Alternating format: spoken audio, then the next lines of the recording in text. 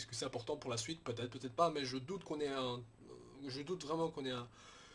qu'on ait le tenant et aboutissant de cette petite découverte. Bon, ce chapitre aussi, mais enfin un terme à ce combat. C'est-à-dire, même Zoro il en a marre, hein, mais on peut le comprendre. Mais à ce combat donc opposant Zoro contre Picker, et là, je veux dire, on a même quasiment rien vu. En fait, tous les échanges qu'il a eu avec Picker étaient quasiment là que pour mettre en avant Zoro et ses nouvelles attaques. Bon, alors qu'est-ce qu'on a ici pour condenser? On va surtout donc Zoro mettre à terre enfin couper en deux le golem géant qui est devenu justement Picker. Donc le mec est maintenant capable de couper des montagnes grâce à la technique, voilà. Ben, je veux dire, le mec il a la taille pas d'une montagne, mais d'un mont, je sais pas, un truc géant quoi. Enfin bref, donc le mec il est capable de couper ça facilement grâce à son attaque. Il a été donc propulsé par je sais plus quel amiral qui fait partie des pirates alliés de Luffy, pas un amiral de la marine, hein, mais enfin bon, vous me comprenez quoi.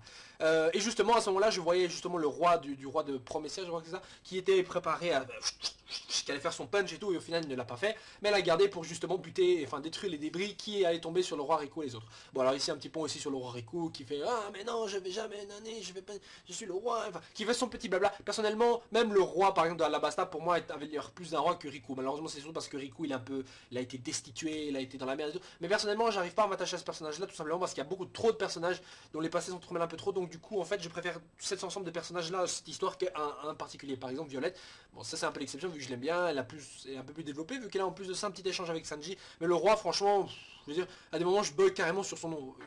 Ah oui, Kiros, voilà bref. Donc, qu'est-ce qu'il y a à dire et qu'est-ce qu'il y a à retenir sur ce combat? Rien à part que Zoro déchire sa race. Le mec il met son bandana, évidemment que le combat termine juste après, c'est obligé.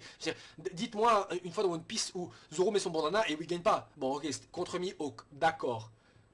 D'accord. Mais contre Mihawk c'était différent, c'était son premier vrai duel, pardon, excusez-moi, son premier vrai duel, où justement il utilise cette technique Sanzen Sekai. Et justement dans ce chapitre-ci, mon dieu, il réutilise le Dai Sanzen Sekai, enfin je sais plus, cette version améliorée de l'attaque contre le golem de Picker, et après le Sanzen Sekai tout court contre Picker lui-même. Donc le mec se fait enfin buter, je veux dire le mec voilà il était chaud en plus, il avait dit t'arriveras pas à me couper parce que j'ai un haki super fort, un peu comme justement l'avait dit Vergo contre quand il combattait Trafalgar Law et dans le laboratoire de Kaiser Clone. Et moi je me suis dit putain mais voilà là il va nous montrer un vrai combat. Et ben en fait non, Zoro arrive à dire non, ton Haki ne pourra pas stopper mon attaque, pas si mon Haki est plus fort que le tien, et bam slash. Donc concours de grosses bites, et justement Zoro arrive à donc vaincre Picker. Bon après il nous répète en même temps les mêmes trucs de toutes les terres, des 8 océans, tous les montagnes, machin, il n'y a rien que je puisse découper. Voilà, c'est un peu la phrase fétiche de tous les épéistes, donc tous les mangas confondus, genre il n'y a rien que je ne puisse découper. Je veux dire, ça c'est des trucs que n'importe quel samouraï, épéiste, chevalier, peu importe, dit. Je veux dire, c'est à un moment, si vous avez un gars qui combat qu'avec des épées, à un moment donné dans l'histoire, il lâchera cette phrase pour paraître cool. Mais bon, Zoro, voilà, il s'est coupé l'acier. Est-ce qu'il s'est coupé le diamant? Je ne sais pas, il avait dit à Das Bones, donc Mister One de Mr. One de Baroque Works que ce serait dommage, et justement puis après on voit Jose, Diamond Jose, mais en fait Jose il fait partie des pirates de Barbe Blanche, donc je le vois mal combattre Zoro justement, mais c'est pas grave, donc peut-être qu'on verra un gars en platine ou un gars en or, allez savoir, bref. Et donc l'affrontement se termine là-dessus. Écoutez, après, sur le reste du chapitre, il n'y a pas vraiment grand chose à dire, on progresse, maintenant il nous reste juste à expédier Trebol et Bellamy, et après on aura enfin de Flamingo, et je vais dire putain il est temps là, parce que toutes les fights s'enchaînent, mais bordel, c'est que c'est...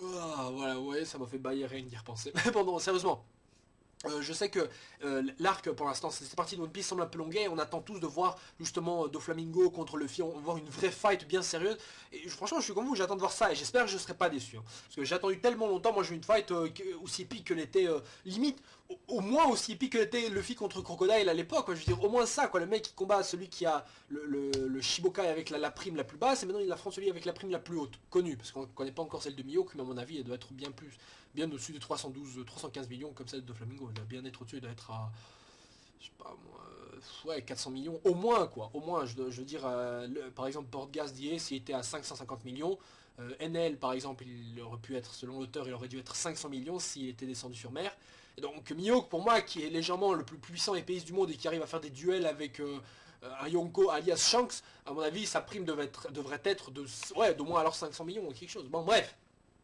Donc du coup, chapitre assez relou au final, enfin au début pardon, mais au final qui se révèle être plutôt sympathique puisqu'on termine enfin ce combat qui était bien longué. Et donc pour en revenir à ce que je disais, bien que ces chapitres soient assez, dire ouais voilà, allez, allez, bien qu'on soit là en train de dire ouais allez vite, vite, vite, la suite, bah en fait si on regarde bien la progression de tous les chapitres, je veux dire les choses en fait se déroulent dans un dans, dans, dans un rythme plutôt normal en fait, un rythme qu'on nous avait habitué. Le problème c'est que justement, comme on est à fond pour voir la suite, on est à fond déjà dans le reste de la fight parce qu'on nous donne, on nous lance un Luffy contre nos flamingos, voilà, c'est un combat et tout. Après on nous zappe ça et nous en donne d'autres. Moi j'aurais préféré alors ne pas voir ça et voir justement les autres fights s'enchaîner. Ça aurait été mieux et là au moins on regardait notre fin. Mais bon, comme on nous a un peu donné du Luffy et de Luffy et Law contre de Flamingo, moi je veux voir la suite. Bref.